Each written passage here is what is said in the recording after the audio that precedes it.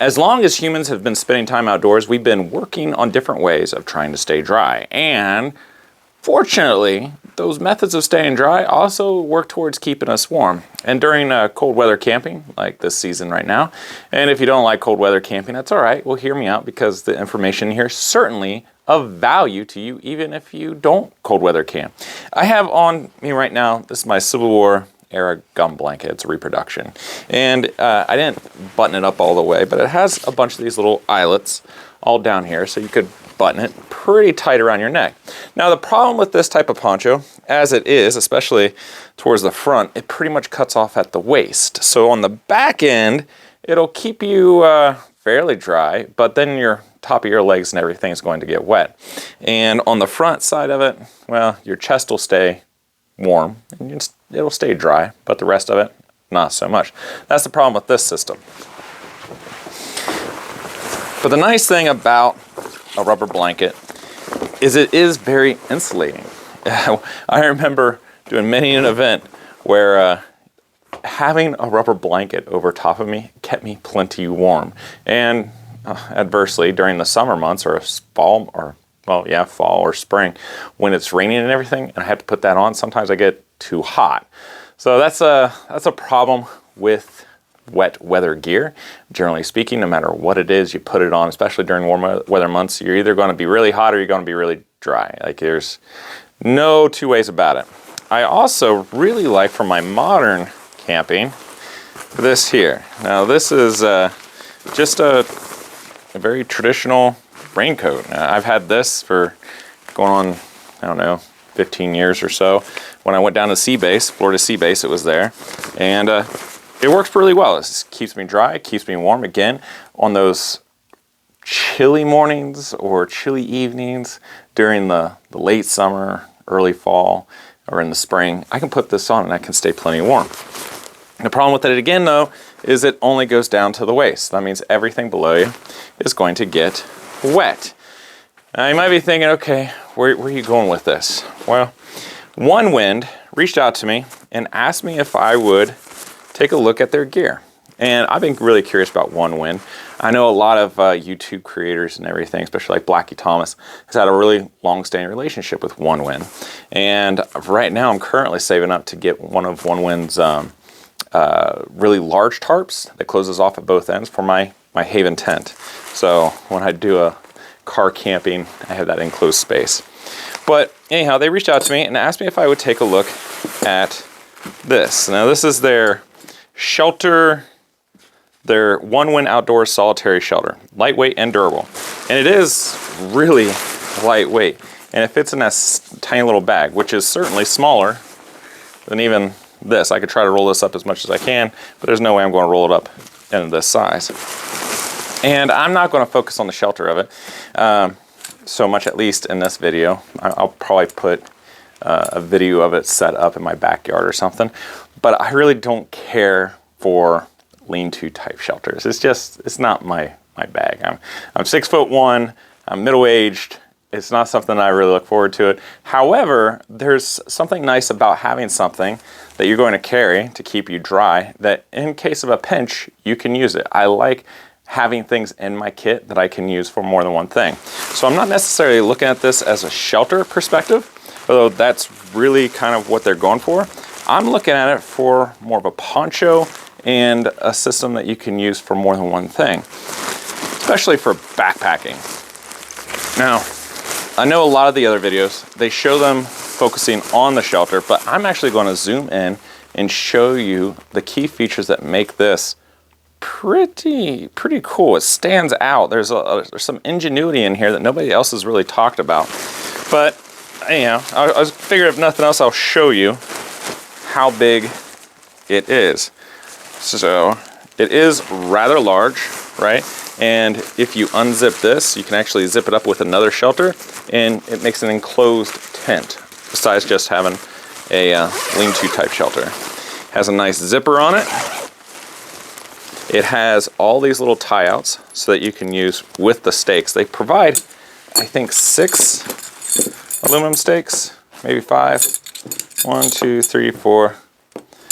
All right, they provide you 5 aluminum stakes. And I got to use the stakes on my winter camping trip, and I really like them, especially like these notches here.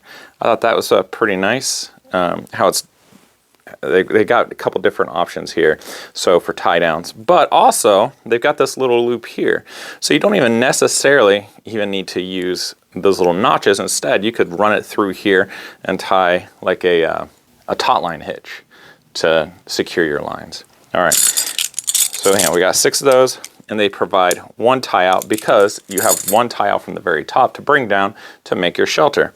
And I like how it's bright orange and it's got the reflective little bits in there, so at night if you're flashing your light or anything, you're not going to trip over it. So that's pretty cool. I really like that as well. So you got this little bag to put them all in, and you got the larger bag for your other stuff. All right, so let me move the camera. I'm going to show you some of the really cool features of this.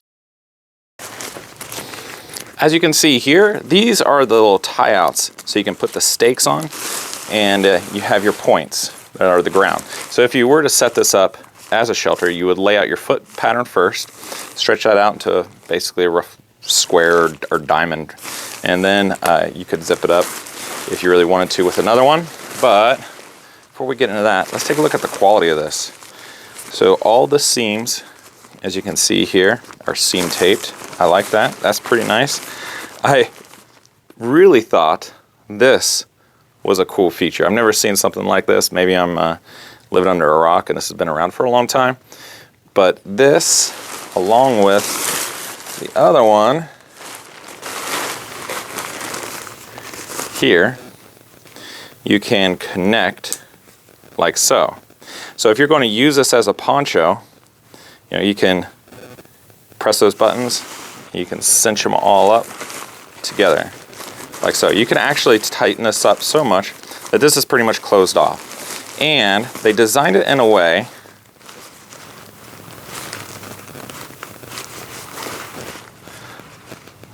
and here's a little button right here to let that go. So it snaps, a little button. But they've reinforced this as well, so you can use a hiking stack or a walking stick, or if you just go out and cut your own pole, you can put that underneath there. And as you can see here, this is where the top of your stick would be, and then you would use the line to guide this out. So you're not using the hood itself to guide out. It's this nice reinforced area here. Okay, now, so I like that. I also like how long it is. I like how the zipper zips both in and out. So you can kind of flip it around because your arms are going to be on the inside and close it up. Or if you're on the outside, you can do that. So I thought that was really cool too. If we take a look at the other end, all the way at the foot, again, you can see how that's reinforced as well, because this is super lightweight. Like this is, but it's extremely durable. During my winter camp out, I got to use this to put my foot down and everything to see if it was going to get torn up and all that, and no damage really whatsoever. So you have that reinforcement, you've got the seam tape right here, and you've got this to guy out. All right, so let's see how it looks when it's all zipped up like this. Goes pretty much all the way down to my feet. I'm 6'1". So those problems I told you about with the other different rain gear, you're not going to have that with these. It's also, because it is so large, you have plenty of air ventilation, so it's going to be hot. Like, I guarantee you. There's no way for me to test it right now during our season, but I bet you that the breathability of it is going to be better just because you have more space. So there you have your poncho going all the way down like so, and if the wind's really blowing, you can cinch this down around you. You kind of got this to protect your hat bill and your face, so you're not, even like on my beard or something like that, you're not going to get drippage anywhere else around that. And there you have your poncho.